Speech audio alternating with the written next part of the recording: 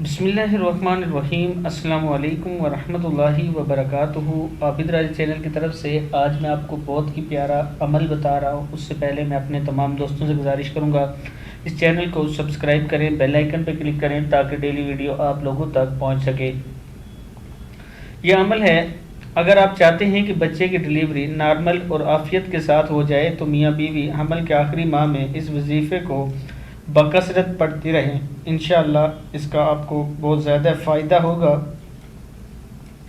اب پڑھنا کیسے ہے؟ یا باسطو یا فتاحو یا کریم، یا باسطو یا فتاحو یا کریم، ایسے پڑھتے جانا ہے اس کو پورا دن۔ اس کو جب بھی آپ کو ٹائم ملے،